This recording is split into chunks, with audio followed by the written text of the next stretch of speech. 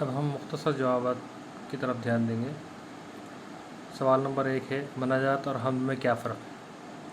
جس کا جواب ہے مناجات ایسی نظم کو کہتے ہیں جس میں گڑ گڑا کر اللہ تعالیٰ سے دعا مانگی جاتی ہے، اور حمد ایسی نظم کو کہتے ہیں جس میں اللہ تعالیٰ کی قدرت اور کبریائی کی تعریف و توصیف بیان کی جاتی ہے، اس کی خوبیوں کا ذکر کرتے ہوئے دعا مانگی جاتی ہے۔ دوسرا سوال ہے شاعر نے اپنی تکلیفیں کس طرح بیان کی ہیں؟ جس کا جواب ہے شاعر کہتا ہے کہ وہ گردش حالات کا مارا ہوا ہے، وہ بے حد رنجیدہ اور مغموم ہے،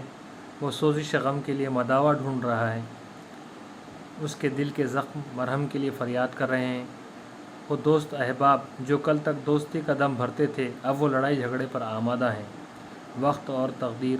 دونوں ہی در پہ آزار ہیں۔ تیسرا سوال ہے شاعر نے اپنی دعا کو پر اثر بنانے کے لیے کیا کہا ہے؟ اپنی دعا کو پر اثر بنانے کے لیے شاعر نے اللہ تعالیٰ سے کہا ہے کہ اگر وہ خوار ہے، بدکار ہے، ذلت میں ڈوبا ہوا ہے، اگرچہ وہ خوار ہے، بدکار ہے، ذلت میں ڈوبا ہوا ہے، مگر وہ اللہ کے محبوب یعنی محمد صلی اللہ علیہ وسلم کی امت میں سے ہے، اس لیے وہ اللہ کے رحم و کرم اور معافی کا مستحق ہے، اور اگر اللہ اس کی دلجوئی نہیں کرتا ہے تو بت پرستانہ دیں گے کہ مسلم کا کوئی خدا نہیں۔ اس طرح یہ سوال جب ہمارے مکمل ہوئے۔